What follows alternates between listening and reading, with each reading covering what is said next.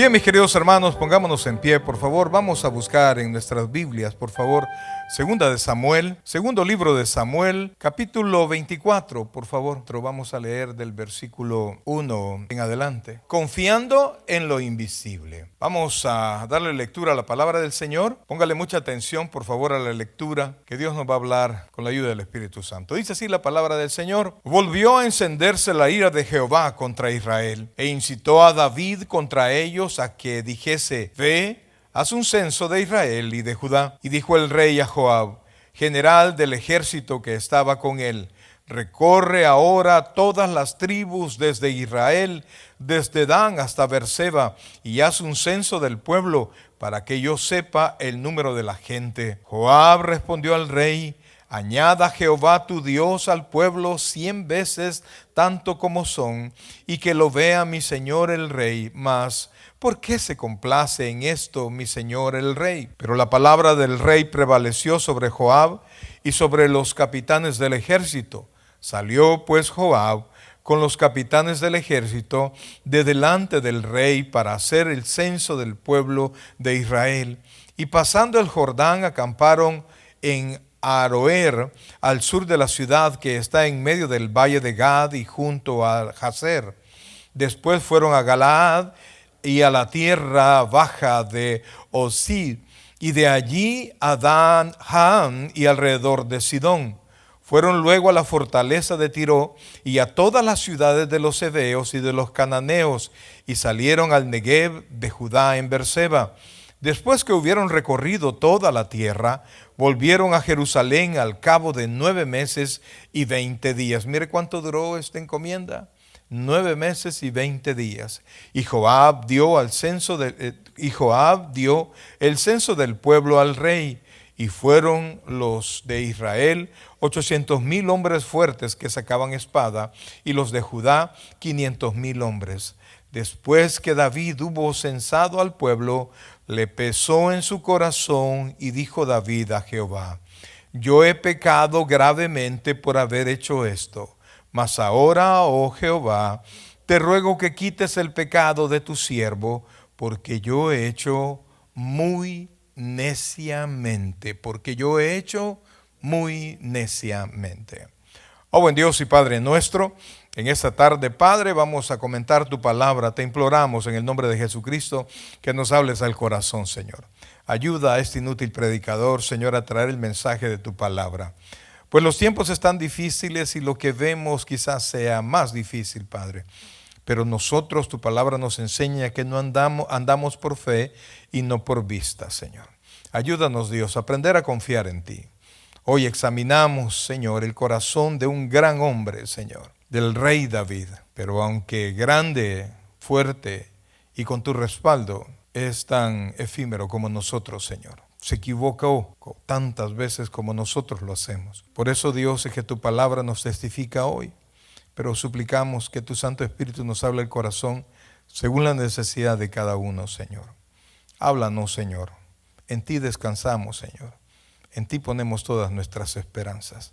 Gracias, Padre. Oh Dios, te suplico por las personas por las que estaba orando la hermana Luisi.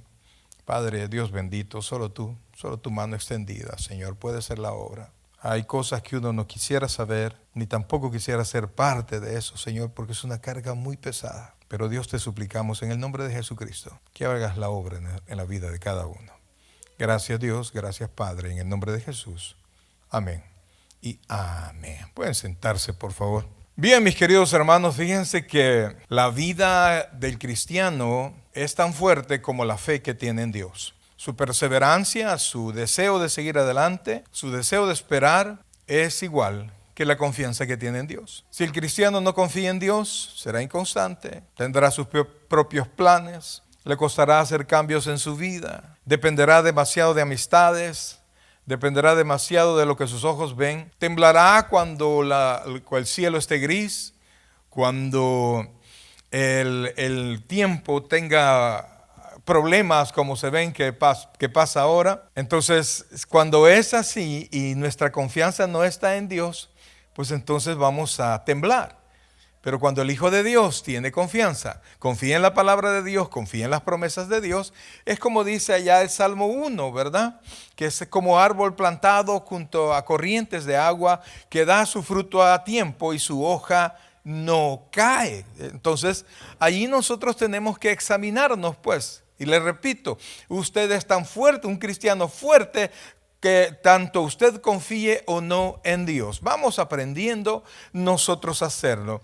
Fíjense que la carta a los Hebreos 11.1 nos da una definición de lo que es fe. Es pues la fe, la certeza de lo que se espera, la convicción de lo que no se ve. Dígalo conmigo. Es pues la fe, la certeza de lo que se espera, la convicción de lo que no se ve. Fíjense, amados, que esa definición de fe es exacta para cualquier tipo de fe. Y de hecho el ser humano es el único habitante de la tierra que puede tener fe, el único que tiene esperanza.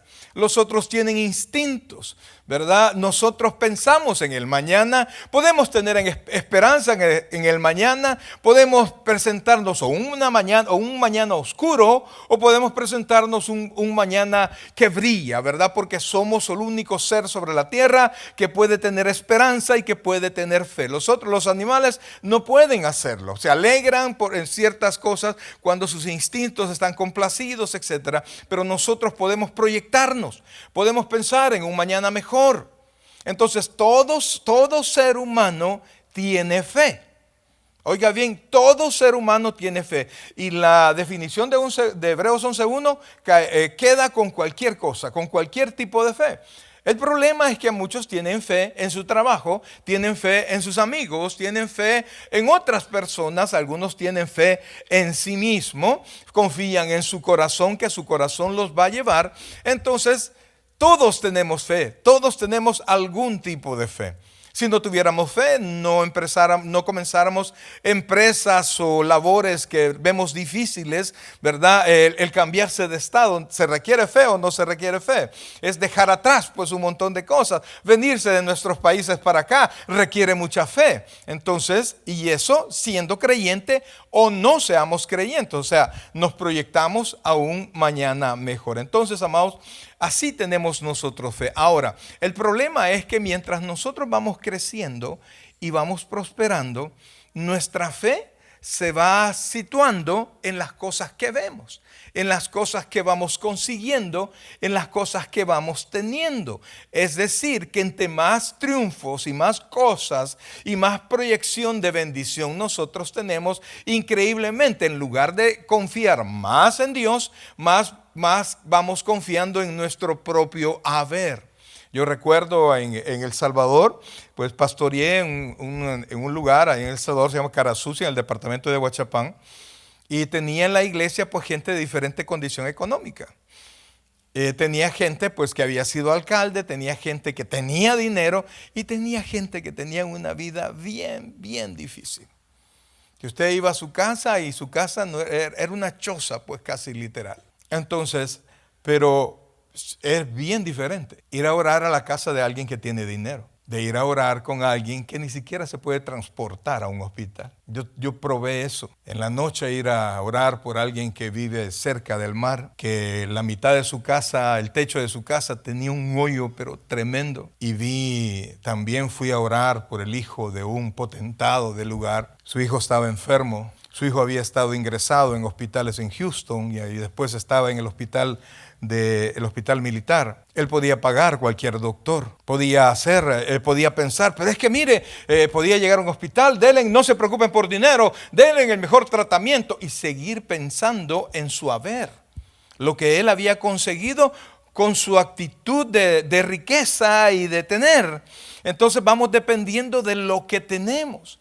Mas sin embargo también he orado por personas que ni siquiera, como les digo, ni siquiera podían transportarse de Carasucia a Sonsonate a esa hora, ¿verdad? Y tuvimos alguna vez que llevarlos Y no había manera de que pudiesen confiar en algo más. Llegar al hospital y que en el hospital les digan, no, van a tener que esperar hasta mañana. Y uno, ¿cómo hace? Pues yo llevaba a las personas esperando que el hospital los recibiera, y de ahí yo me podía ir para mi casa. Pero, pastor, dicen que nos tenemos que esperar aquí, dejar a la señora con su niña súper enferma, qué tremendo. Y entonces tener que decir, no, hermana, mire, ¿sabe qué? Vamos a orar. Y oramos en la casa y oramos allí. Y mire qué cosa más tremenda. Orar con la señora. Orar, la mujer se puso de rodillas. La niña estaba tirada en la acera, brother, porque el carro estaba más allá. Y nosotros comenzar a orar.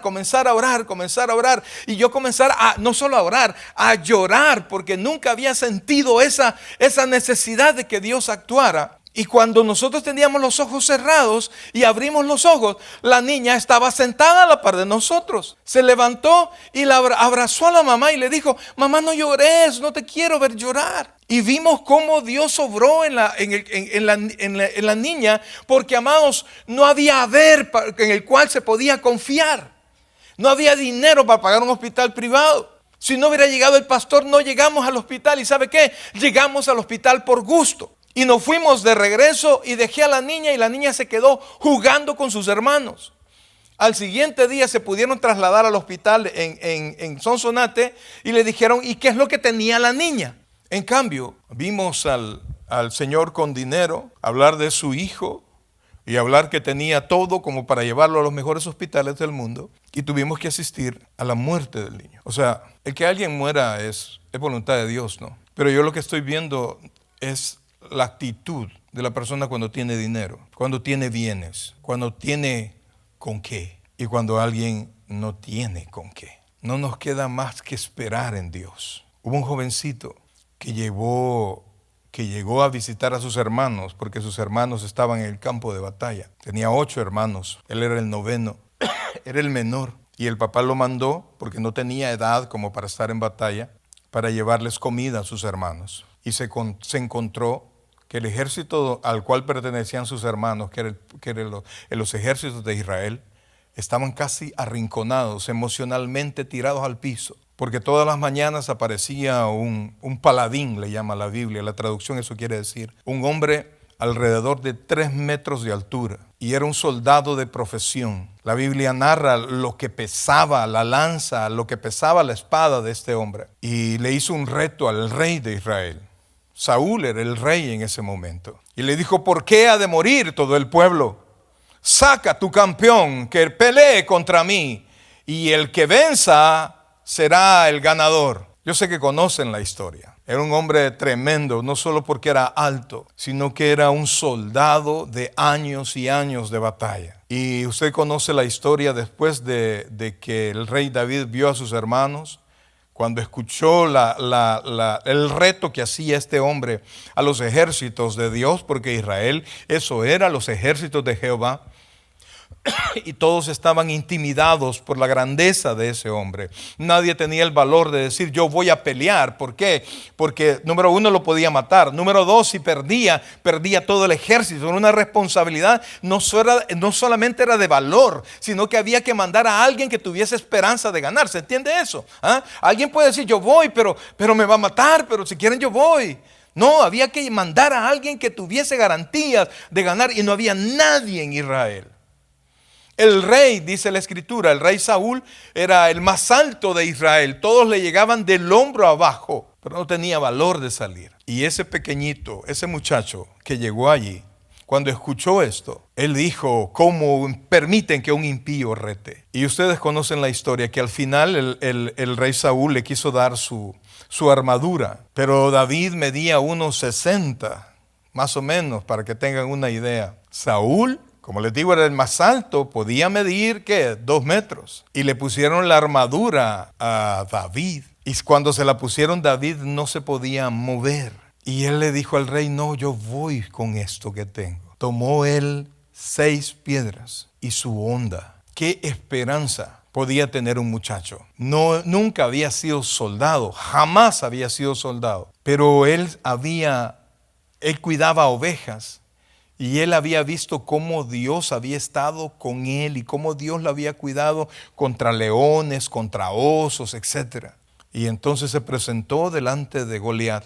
Goliat, y cuando lo vio venir con piedras y con una honda, Goliat se burló de él y dijo que acaso yo soy un perro. Se puede imaginar el mandar a un muchachito a una batalla que sí o sí tenía que ganar. Pero conoce la historia que al final David sabía que Dios le iba a entregar en su mano a ese gigante. Y entonces llevaba 6 piedras y a mí me gusta una explicación que da un estudioso y lo relaciona con la palabra, porque existían 5 gigantes más hermanos de Goliat. Y por eso es que dice la Biblia, este señor explica que David agarró 6 piedras, porque en total eran 6 gigantes. Una para cada gigante. Yo no sé si será eso la razón o simplemente agarró 6. Pero la cuestión, amados, es que cuando Goliat quiso atacarlo, David le tiró una piedra. La piedra, imagínense que Goliat tenía su casco, pero con tal puntería, con tal pulso o con tal, para algunos, con tal suerte que la piedra pegó y se incrustó en la frente del gigante. El gigante cayó desmayado. David corrió hacia el gigante, tomó la espada del gigante y le cortó la cabeza al gigante. El rey David no solo había ganado su batalla personal, sino que había ganado la batalla en contra de los filisteos. Ese es el rey David. En ese momento el rey David no tenía nada más que confiar en Dios. Su única fuerza era Dios. Él escribió el Salmo 23, el Salmo 91. Jehová es mi pastor, que dice, nada me faltará. El que habita al abrigo del Altísimo morará bajo la sombra del Omnipotente. Eso él lo escribió cuando cuidaba ovejas. Él lo escribió cuando tenía nada más que Dios para cuidarse y cuidar las ovejas. Cuando no había nada, David aprendió a confiar en Dios. Y todos somos como David en algún momento. Cuando no hay nada, nos agarramos de Dios. Cuando comenzamos a prosperar, decimos creer en Dios, pero comenzamos a abrazar lo que vamos consiguiendo día con día, porque nos vamos haciendo más fuertes y más capaces de enfrentar las pruebas y las dificultades sin necesidad de la intervención de Dios, decimos nosotros. Y entonces el rey David, cuando le tocó ya ser rey, hizo crecer todavía más y más y más a Israel. Fíjense que el rey David ganó un sinnúmero de batallas. Venció a todos los pueblos que quiso. Venció a Goliat. Venció después a los filisteos, a los moabitas, a los sirios, a los edomitas, a los amonitas. O sea, venció a todos sus enemigos. Venció a los amalecitas. O sea, el rey David había sido capaz de vencer a todos ellos sin saber, oiga bien, cuánto ejército tenía él. Lo único que David veía no era el ejército, sino que veía que Dios estaba con él. Y la Biblia subraya, por decir subraya, acentúa eso. Dios estaba con David. Dios estaba con David. Y cuando Dios consideraba eso, que Dios estaba con él, David siempre fue victorioso. Pero le llegó un día de estar en el palacio, después de haber vencido a sus enemigos y meditar sobre su grandeza. ¿Se recuerdan ustedes el sermón del domingo sobre el rey y Dios? Cuando Nabucodonosor dijo, no es esta la ciudad que yo he formado para mi gloria. Pues el rey David llegó un momento en que no estaba en batalla el rey David, pero él quiso saber qué tan poderoso era. Quiso números. Y mientras, amados hermanos, más vamos creciendo, más nos fijamos en los números. Más nos fijamos en los que tenemos. Cuando usted sabe que la cuenta del banco no tiene más que $8, usted no la ve muy seguido, ¿verdad? A no ser que vaya a tocar el día de corte y le vayan a cobrar porque solo $8 tiene y ni los va a poder pagar lo que le van a cobrar. De otra manera, usted no vuelve a ver su cuentecita. Pero cuando la cuentecita va subiendo y usted va ahorrando unos 3,000, 2,000, que la cantidad que sea todos los meses, usted ve esa cuenta varias veces al mes. Solo le ingresa una vez al mes. Pero usted vuelve a ver todos los días, más con la facilidad del teléfono, ¿no? Vemos el app del banco y vemos, ay, dice uno, qué bonito. Y va aumentando, y va aumentando, y va aumentando. Y empezamos nosotros a planificar con base no en Dios, sino que con lo que yo tengo en el banco. Y comienzo yo a pensar en que si tengo, puedo. Comienzo yo a convertirme en alguien que inclusive ya no caminamos igual, ya no planificamos igual, ya no nos sentamos igual, porque hoy yo soy el Señor ya no de los $8, sino que de la cantidad que usted quiera, y planifica. Y es orgulloso, y nos vamos haciendo sin querer, así como el chavo, ¿verdad? Sin querer, queriendo, porque el dinero me ha costado reunirlo, ¿ah? Y vamos caminando en esas posesiones y las vemos y las volvemos a ver. Resulta que el rey David era no por cantidad, sino que porque Dios estaba con él. El rey David se volvió en el rey por un tiempo, en el rey más poderoso que podía existir, porque Dios estaba con él. Venció enemigos que el rey David no tenía que haber vencido. Alcanzó cosas el rey David que no tenía que haber alcanzado. ¿Por qué? Porque Dios estaba con él. Sin embargo, llegó un día que el rey David quiso saber. Ahora, yo quiero que le ponga mucha atención a esto, pues, porque esto no nació de la mente del rey David. Quiero que ponga atención a esto. Dios estaba molesto con Israel. ¿Por qué? Porque Israel, en todo el Antiguo Testamento, nunca pudo ser fiel. Israel siempre fue idólatra, siempre fue amante de las riquezas más que de Dios. Y entonces eso fastidiaba a Dios. Y por eso es que él decía, yo tus sacrificios no los puedo soportar. Literalmente, para que nosotros lo entendamos, me dan asco de un corazón que no sabe valorar a Dios, que no sabe venir a su casa, que no sabe presentarse y saber que está, aunque no lo podemos ver, estamos delante del Altísimo. El Señor Jesucristo dijo, donde 2 o más estén reunidos en mi nombre, allí estaré. Entonces yo no lo puedo ver, no lo puedo ver.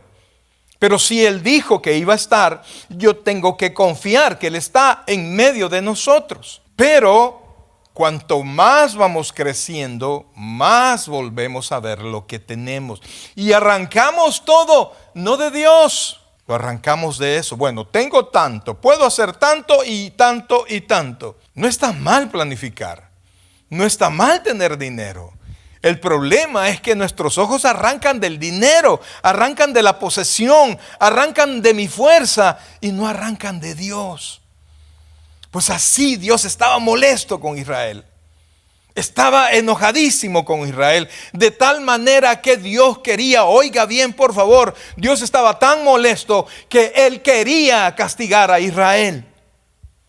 Oiga bien por favor, y la Biblia dice que Israel es la niña de los ojos de Dios. Pero amados, yo amo a mis hijos. Pero han habido momentos que yo no aguanto por llegar a mi casa porque le tengo que dar 2 o 3 hinchazos a uno de ellos. Y no es que los ame menos, los amo más. Y no es porque esté con cólera, no, es que tengo que corregirlos para su propio bien. Pues Dios estaba así. Y oiga esto por favor, y Dios fabricó todo lo que pasó para castigar a Israel. Miren lo que dice por favor, versículo 1. Volvió a encenderse la ira de Jehová contra Israel. Y oiga lo que dice ahí. E incitó a David contra ellos a que dijese ve y haz un censo de Israel y de Judá. Ponga ahí un separador y busque primer libro de Crónicas, por favor. Porque mire, cuando Dios quiere hacer algo, brother, cuando Dios quiere hacer algo, Él tiene todo y se vale de todo para hacerlo. De la misma manera, para bendecirnos como para corregirnos. La corrección de Dios no implica que no me ama, porque Dios al que ama, corrige. Si usted hace mal y no le llega corrección, preocúpese, busque su relación con Dios. Probablemente la Biblia dice que el que hace el mal y nunca recibe corrección no es hijo, sino que es bastardo. Entonces, amados, mire, dele gracias a Dios si usted hace algo malo y Dios lo corrige. Soy del equipo, diga. Soy del cuerpo de Cristo, aunque duela. Ahora, mire lo que dice, por favor, primer libro de Crónicas, capítulo 21. Oiga esto. Y esto quiero que lo relacione con aquel versículo 1. Oiga esto. Pero, ¿qué dice ahí? Lo tenemos. Primer libro de Crónicas, capítulo 21. Ahí está. Pero, ¿qué dice? Satanás se levantó contra Israel e incitó a David a que hiciese censo de Israel. Vuelva, por favor, a 2 de Samuel 24. Mire qué curioso. ¿Quién se movió aquí? En Crónicas, ¿quién se movió? El diablo, ¿verdad? Satanás. Pero mire, porque estamos hablando del mismo hecho. Volvió a encenderse la ira de Jehová contra Israel. ¿Y qué dice? Ahora, la pregunta es, ¿quién incitó? ¿Dios o Satanás? ¿Qué papel juega Satanás aquí? Esto parece una contradicción, ¿sí o no? Bueno, ¿y entonces fue Dios o fue el diablo? Amados, mire, esto es hermoso porque nosotros tenemos que aprender que Satanás por esencia es el tentador. ¿Es el qué? El tentador. Y tentador es sinónimo de incitar. Él es el incitador. Entonces, si Dios quería incitar a David, no lo iba a hacer Dios, sino que iba a utilizar ¿a quién? A Satanás. Dios le dio una orden a Satanás. ¿Estamos entendiendo esto? Porque él es el tentador por excelencia. Él es el que a veces, cuando estamos descuidados, nos mete ideas que resultan re mal después. ¿Y esto qué quiere decir, amados? Mire, olvídese, Dios le ama, brother. Por favor, enfóquese en eso. Dios le ama. Pero tenemos un Dios que es soberano, que es justo, que es todopoderoso, que es omnisciente. A un Dios que no le podemos jugar la vuelta. A un Dios que no podemos engañar. Por eso dice la Biblia, no os engañéis, Dios no puede ser burlado. Todo lo que el hombre sembrare, eso también segará. O sea, Dios castigó en última instancia a David y a Israel por el censo. Pero el censo fue consecuencia de un cúmulo de situaciones contrarias a la voluntad de Dios que Israel venía cometiendo durante bastante tiempo. Comprenda eso, amados. Dios tiene control. Dios es soberano. Diga conmigo, Dios es soberano. Por sobre todo. Por eso es que los hijos de Dios que se instruyen en la palabra no le tienen miedo al diablo, brother. Ni le tienen miedo al día de mañana. Porque hemos aprendido a confiar en Dios.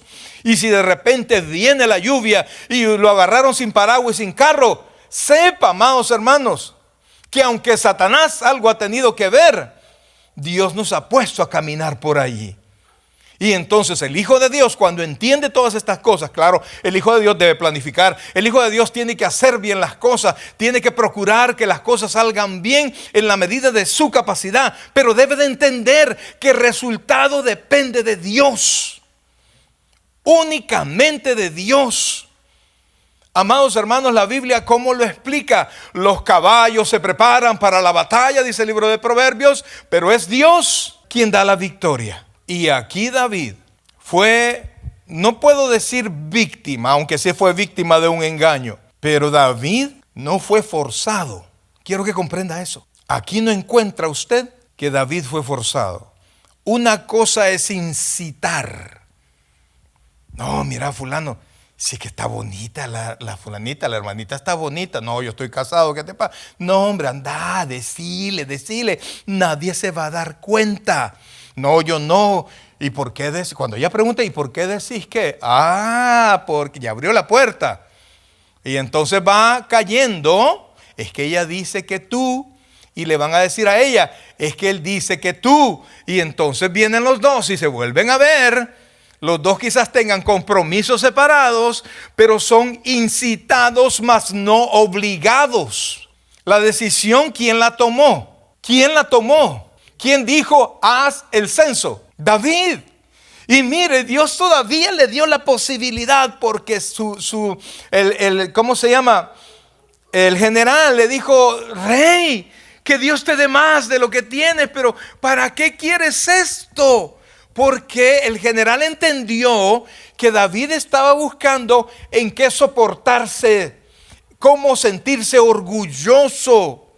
Y la Biblia dice que si usted se va a enorgullecer, enorgullezcase de Jehová, en Él. Pero el rey David, a pesar de que fue llamado a la reflexión, no hizo caso. Y aquí yo quiero que entienda esto. Número 1, Dios es soberano, brother. No hay nada que pase sobre la faz de la tierra que no pase delante de Dios antes.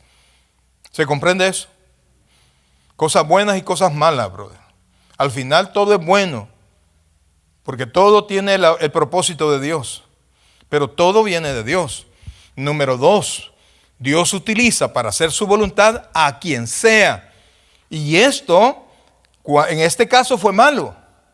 Pero cuando Dios lo quiere bendecir, cuando Dios lo quiere bendecir a usted, busca, aunque sea el más impío, para llevarle la bendición, bro. Cuando Dios dice que es tuyo, amados, no hay nadie que se lo pueda quitar. Ya le he dicho a usted que una vez el ministro de Hacienda me dijo: no, vas a perder tu trabajo. Si Dios le ha dado esa autoridad, pues ¿qué voy a hacer? A los días lo quitaron. Y yo cumplí 16 años trabajando allí. ¿Eso es la voluntad de Dios? ¿Me pudo haber quitado? Sí. Y si me quitan, le aseguro, comienzo a trabajar en otro lugar. Pero el cristiano, oiga bien, el cristiano debe aprender a confiar en Dios. Entonces, Dios soberano. Número 2, Dios, para hacer lo que quiere, toma lo que sea para lograrlo. Número 3, si algo pasa, yo nunca soy forzado, oiga esto, a pecar. Nunca soy forzado a pecar. Si yo peco al huerto en Edén, Satanás habló con Eva, ¿sí? ¿Quién era el del compromiso? Adán, así es. Adán era el del compromiso. No fue la mujer la del compromiso. No, Dios habló con Adán. Después le dio a su mujer.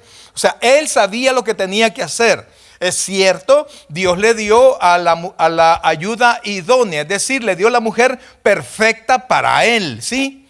Entonces, ¿usted quiere que eso sea atenuante? Amado, Adán cuando la vio, Dios mío, literal, ¿verdad? Y Adán estaba enamorado, estaba embobado. Esas son locuras mías, pero si Dios se la dio y dice que es la idónea, Adán estaba enamorado, brother. Y entonces vino ¿cómo se llama? Eva, después de haber hablado con el tentador, ¿sí? El incitador, ¿quién era? ¿Y cómo estaba presentado ahí? ¿Cómo fue representado? Una serpiente, ¿verdad? Entonces, ¿a Eva la forzaron? No, hablaron. ¿Quién tomó la decisión? Eva. Pero después Eva llevó el fruto prohibido para que lo mordiera ¿quién? Adán, su esposo.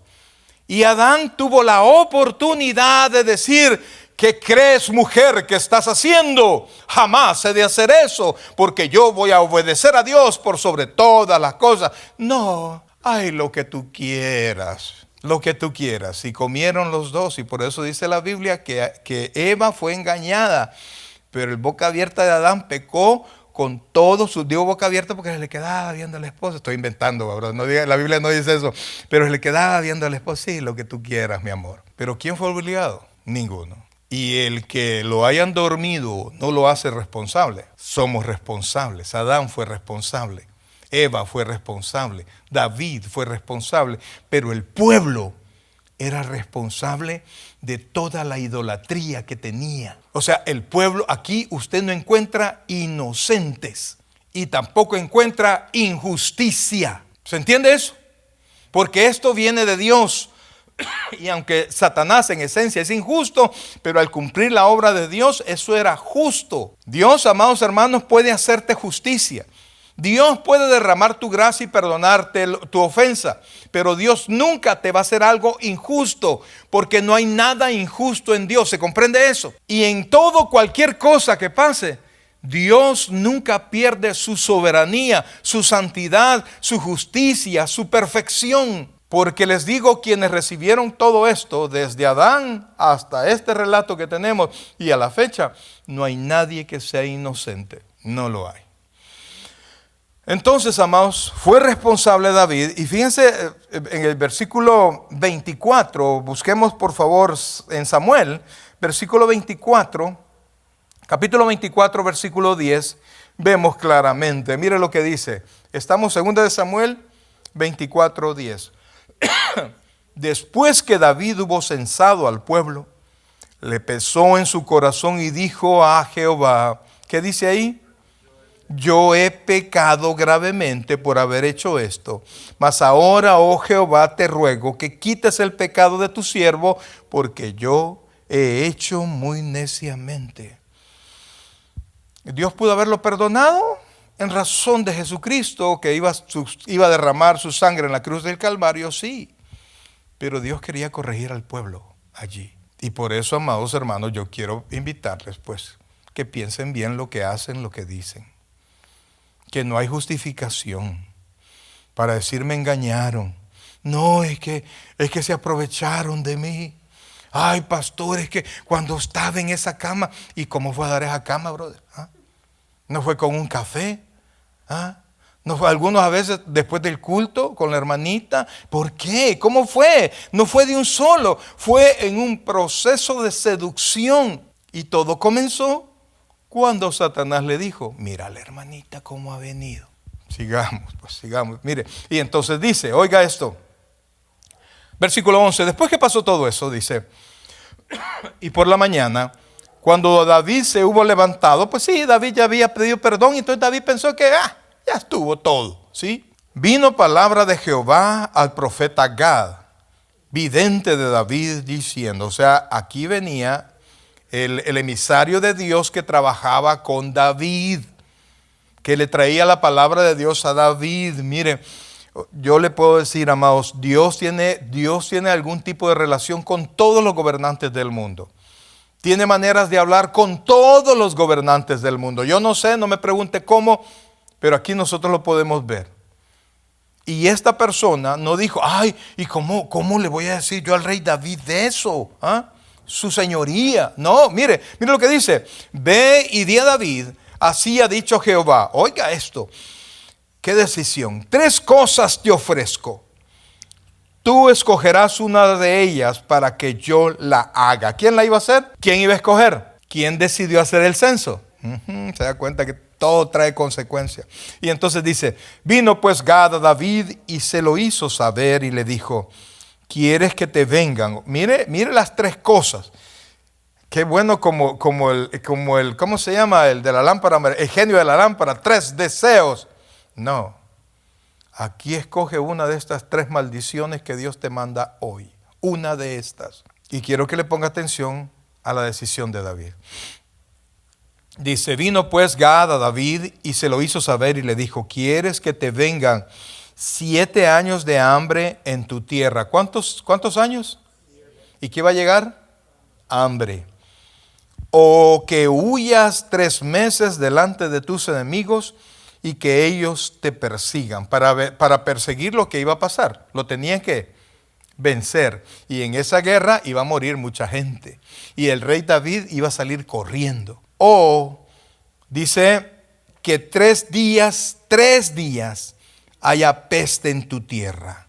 Piensa ahora y mira qué responderé al que me ha enviado. ¿Qué dijo David? ¿Dónde nació todo esto? Quiero saber cuántos soldados tengo. De allí vino todo eso, brother. Sigamos. Estamos en el 14, ¿verdad? Entonces David dijo a Gad, en grande angustia estoy. Mire la decisión de David. Caigamos ahora en manos de Jehová, porque sus misericordias son muchas, mas no caiga yo en manos de hombres. David sabía quién era Dios. David sabía que Dios no cambiaba, que Dios estaba enojado, pero que abundaba en Dios misericordia. ¿Y quién no iba a tener misericordia de David? Los enemigos, olvídese los enemigos. Y 15, y Jehová envió peste sobre Israel desde la mañana hasta el tiempo señalado. ¿Cuánto tiempo iba a durar esto? 3 días, ¿verdad? Ey, póngale coco a lo que estamos hablando. Y murieron del pueblo desde Dan hasta Beerseba, es decir, desde donde comenzó el censo hasta donde terminó el censo. Qué tremendo es Dios, ¿verdad? ¿Cómo nos presentamos a Dios? ¿Cómo le damos, yo me pienso en mí, pues, cómo le doy los peros a Dios? Es que, sigamos y dice, y envió, estamos en el 15, y Jehová envió la peste sobre Israel desde la mañana hasta el tiempo señalado, y murieron del pueblo desde Dan hasta Beerseba, ¿cuántos? 70,000 hombres. Y cuando el ángel extendió su mano sobre Jerusalén para destruirla, Jehová se arrepintió de aquel mal y dijo al ángel que destruía al pueblo: basta ahora, detén tu mano. Por eso, amados, mire cuando Dios derrame el juicio. Olvídese, brother.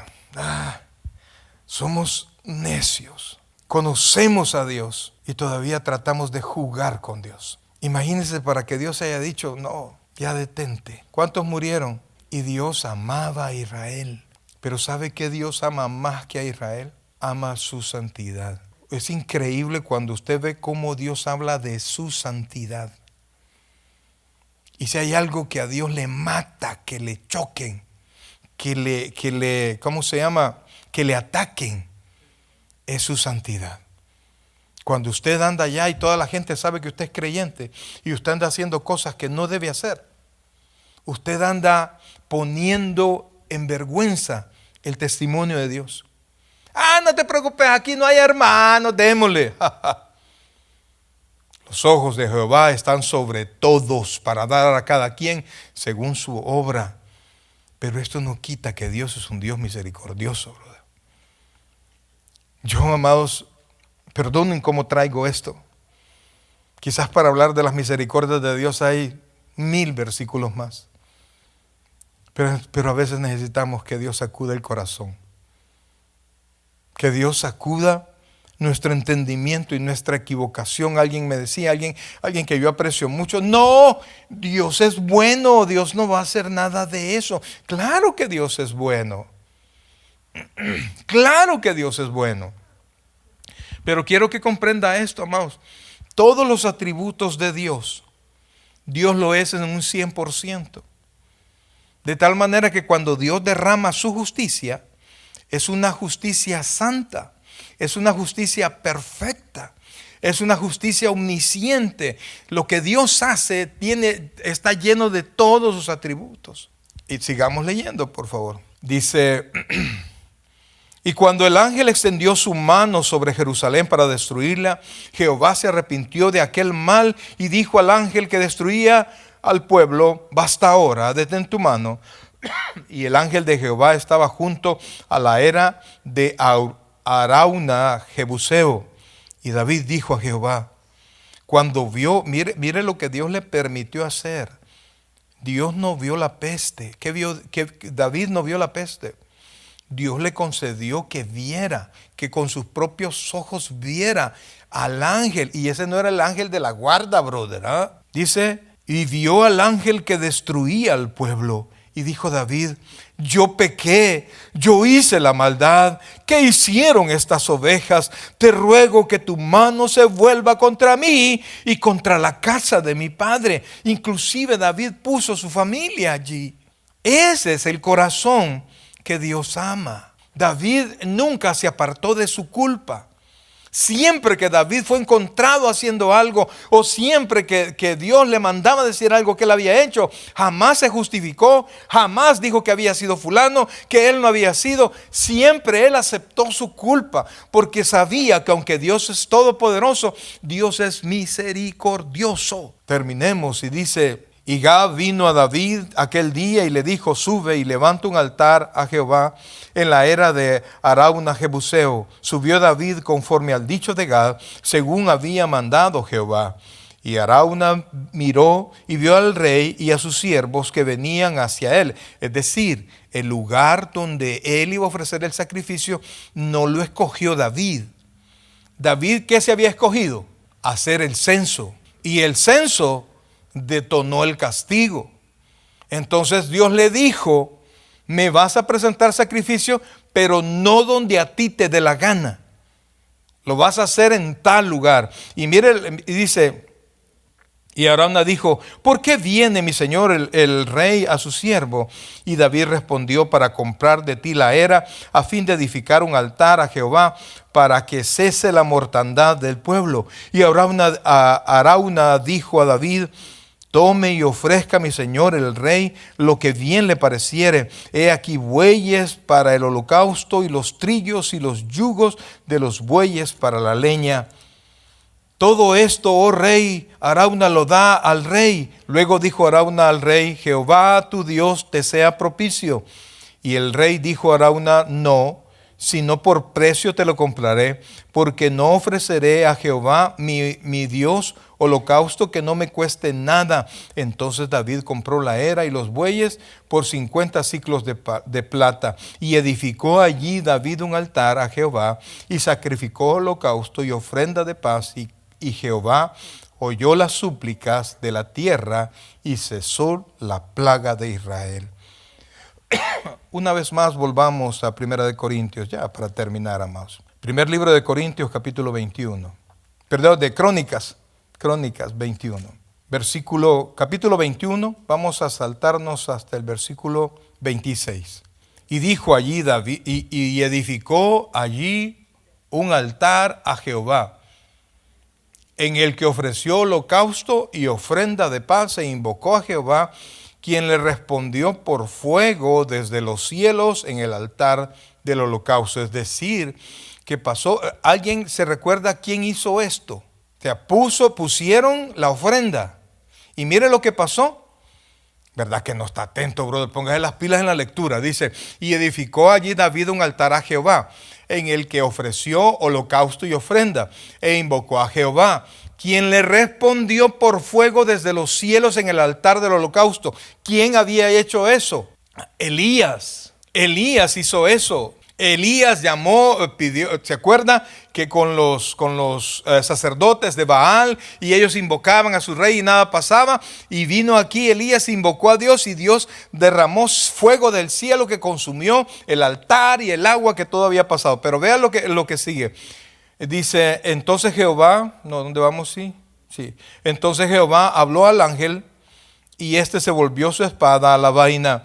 Y viendo David que Jehová le había oído en la era de Ornán Jebuseo, ofreció sacrificios ahí. Versículo 29. Póngale atención a esto. Y el tabernáculo de Jehová que Moisés había hecho en el desierto, y el altar del holocausto, estaban entonces en el lugar de Gabaón. Pero David no pudo ir allá a consultar a Dios, porque estaba atemorizado a causa de la espada del ángel de Jehová. Versículo 1. Y dijo David, aquí estará la casa de Jehová Dios, y aquí el altar del holocausto para Israel. ¿Qué cree que se construyó años después, justamente ahí? El templo, recordando las misericordias de Dios.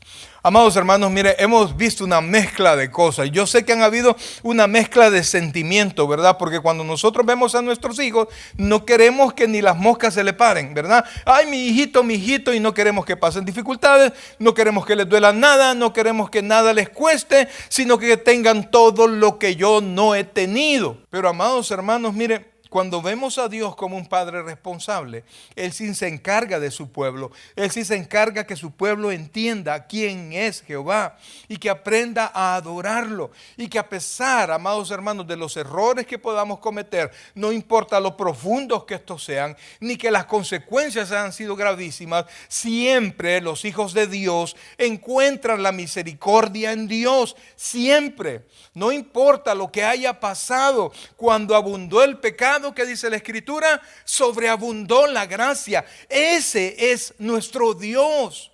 Un Dios que no se place en castigar a sus hijos, pero sí se place en que sus hijos aprendan a vivir para Él. Amados hermanos, miren, hay tantas cosas que nosotros queremos hacer, y por fe las vamos a hacer. Y por fe vamos a coronar, ¿verdad? Como dicen, esos proyectos que tenemos. Pero cuando nosotros quitemos la vista de Dios y las pongamos en las cositas que Dios nos ha dado, sepa y entienda que usted se está queriendo volver independiente de Dios. Y eso es algo a lo cual Dios no nos ha dado permiso. Somos hijos dependientes de Dios. La Biblia dice que Él sustenta todas las cosas con su poder, incluyéndolo a usted, a su trabajo, a sus hijos y a todo su futuro. Y por eso, amados hermanos, es que la Biblia dice que nos humillemos pues bajo la poderosa mano de Dios para que Él nos exalte cuando fuere tiempo.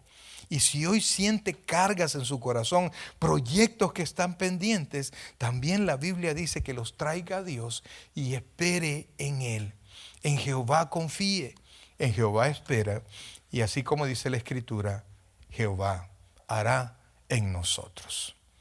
Amén, iglesia. Dura la reprimenda, ¿no? Le aseguro que más de alguna vez nos ha caído un cinchazo parecido. No de esa cantidad, ¿no? Pero nos hemos equivocado y quizás nuestras familias ni se dieron cuenta que lo que estábamos pasando es algo que iniciamos nosotros. Pero en Dios siempre tenemos una hermosa segunda oportunidad. Pongámonos en pie, iglesia. Hermanos, pasen, por favor. El predicador ha terminado su mensaje. Le invitamos que reciba a Jesucristo como su Señor y Salvador personal. Invóquelo de la siguiente manera: Señor Jesús, yo te recibo hoy como mi único y suficiente Salvador personal. Creo que eres Dios, que moriste en la cruz por mis pecados y que resucitaste al tercer día. Me arrepiento, soy pecador, perdóname, Señor. Salva mi alma hoy, para cuando yo muera pueda estar en tu presencia por siempre. En Cristo Jesús, mi Salvador. Amén. Bienvenido a la familia del Señor. Le invitamos, se congregue con nosotros en nuestra iglesia, Tabernáculo Bíblico Bautista Amigos de Israel, Richmond, California, ubicada en 2685 calle número 20, San Pablo, California, 94806. En nuestros servicios presenciales, los días domingo a las 6 de la tarde y viernes a las 7 de la noche. Y en nuestro estudio bíblico en línea los días miércoles a partir de las 7 p.m. a través de Facebook Live. Te invitamos, visites nuestro canal de YouTube, Tabernáculo Richmond, California. Muchas gracias por conectarte con nosotros y que el Señor te bendiga.